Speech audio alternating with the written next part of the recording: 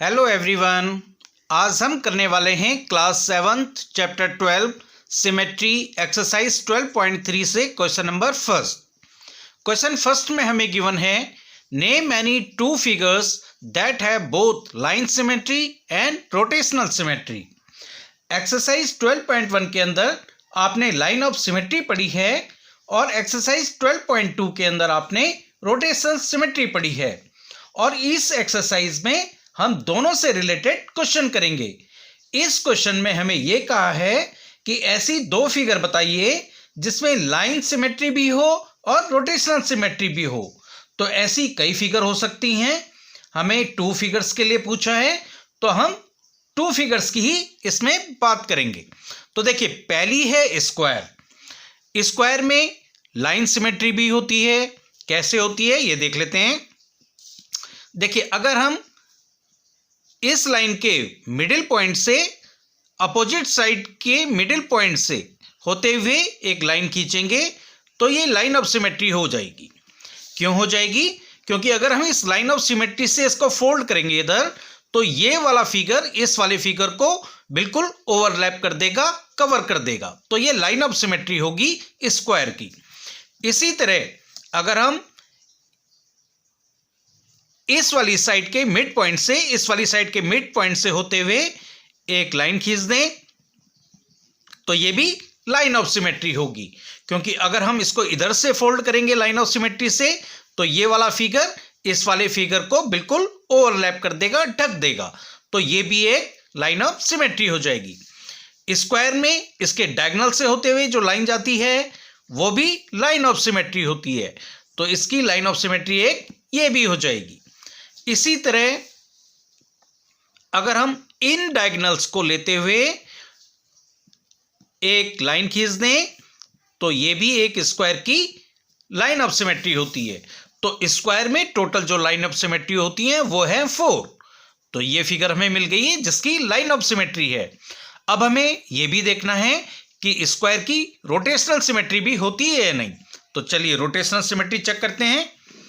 इसके लिए देखिए, मैंने एक स्क्वायर ले लिया है और ये स्क्वायर में एक रेड डॉट लगा दिया है और यहां पे एक रेड डॉट लगा दिया है।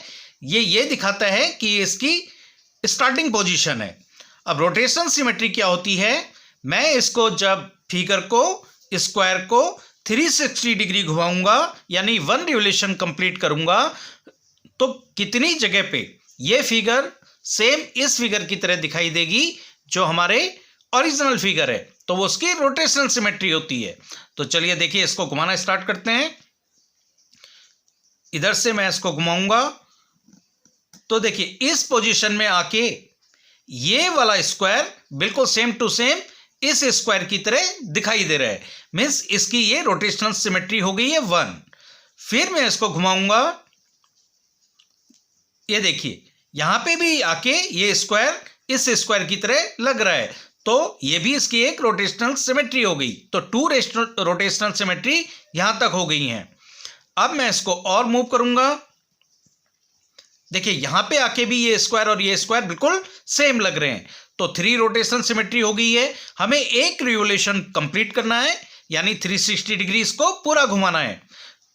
अब ये जो यहां पे जब ये डॉट इस डॉट के ऊपर आ जाएगा तो एक रिवोल्यूशन कंप्लीट हो जाएगा यानी 360 डिग्री पूरा कंप्लीट हो जाएगा। और यहां पे भी आके ये फिगर इस फिगर की तरह बिल्कुल सेम टू सेम दिख रहा है। तो स्क्वायर की जो रोटेशनल सिमेट्री हैं वो होती हैं 4। तो स्क्वायर एक ऐसा फिगर है जिसमें लाइन सिमेट्री भी है और रोटेशनल सिमेट्री भी है। और दूसरा फिगर हम ले लेते हैं रेक्टेंगल। तो देखिए रेक्टेंगल के जो अपोजिट साइड्स हैं इनके मिड पॉइंट से होते हुए अगर हम लाइन खींचें तो ये भी लाइन ऑफ सिमेट्री होती हैं। क्योंकि अगर हम इसको यहां से इधर फोल्ड करें या इधर से इधर को फोल्ड करें तो ये वाला जो फिगर है वो इस फिगर को बिल्कुल ओवरलैप करेगा, कवर कर देगा। तो ये लाइन ऑफ सिमेट्री होती है इस रेक्टेंगल की। अब अगर हम इन अपोजिट साइड्स के मिड पॉइंट्स को लेके एक लाइन खींच लें इस तरह से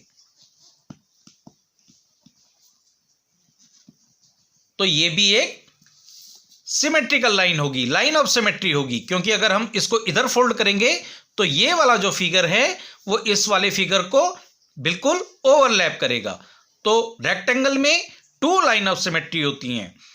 इसकी डायगोनल में लाइन ऑफ सिमेट्री नहीं होती है, क्योंकि अगर डायगोनल को अगर हम लाइन ऑफ सिमेट्री मान के इसको फोल्ड करेंगे तो ये वाला जो कॉर्नर है वो इधर कहीं आएगा, और अगर इधर से फोल्ड करेंगे तो ये कॉर्नर इसको ओवरलैप नहीं करेगा, यहां पे आएगा। तो रेक्टेंगल में हमें लाइन ऑफ सिमेट्री भी मिल गई है। अब हमें यह देखना है कि रेक्टेंगल में रोटेशनल सिमेट्री भी होती है कि नहीं। अगर रोटेशनल सिमेट्री भी होती है तो हमारा ये आंसर भी सही होगा। तो चलिए चेक करते हैं। देखिए, अब रेक्टेंगल में हमने ये एक डॉट लगा दिया है और इस डॉट को इस डॉट के ऊपर रख दिया है। जब मैं इसको 1 रिवोल्यूशन कंप्लीट करूंगा, यानी 360 डिग्री पूरा घुमाऊंगा, तो इसमें ये फिगर कितनी जगह जो है same to same original figure की तरह दिखाई देगा। वही उसकी रोटेशनल सिमेट्री होती है। तो चलिए स्टार्ट करते हैं। देखिए, जब मैं इसको यहां पे रखूंगा तो ये बिल्कुल इसकी तरह नहीं दिखाई दे रहा है, और अगर मैं इसको इतना घुमा देता हूं तो देखिए ये वाला रेक्टेंगल और ये वाला रेक्टेंगल बिल्कुल सेम टू सेम दिखाई दे रहा है। तो इसकी ये रोटेशनल सिमेट्री हो जाएगी। तो अभी तक 1 रोटेशनल सिमेट्री है, हमें इसको पूरा 1 रिवोल्यूशन कंप्लीट करना है। देखिए, और घुमाने पे अभी ये बिल्कुल सेम नहीं दिखाई दे रहा है, और जब मैं इसका 1 रिवोल्यूशन कंप्लीट कर दूंगा, यानी 360 डिग्री कंप्लीट घुमा दूंगा, तो ये देखिए अब ये रेक्टेंगल बिल्कुल इस रेक्टेंगल की तरह दिखाई दे रहा है। तो इसकी जो रोटेशनल सिमेट्री हो गई है वो है 2। एक बार जब हमने इसको इस पोजीशन में घुमाया था यहां पे, तो ये बिल्कुल सेम दिखाई दे रहा था, यानी 1 रोटेशन सिमेट्री हो गई थी।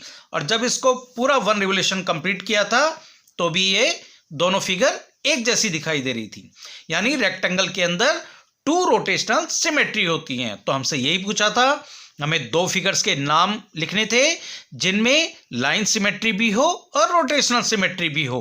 तो मैंने आपको प्रैक्टिकली भी बता दिया है कि स्क्वायर और रेक्टेंगल ये दोनों ऐसे फिगर हैं जिसके अंदर लाइन सिमेट्री भी है और रोटेशनल सिमेट्री भी है। तो आपका आंसर आ जाएगा स्क्वायर एंड रेक्टेंगल। तो आज के वीडियो में बस इतना ही। नेक्स्ट क्वेश्चन के लिए मिलते हैं नेक्स्ट वीडियो में।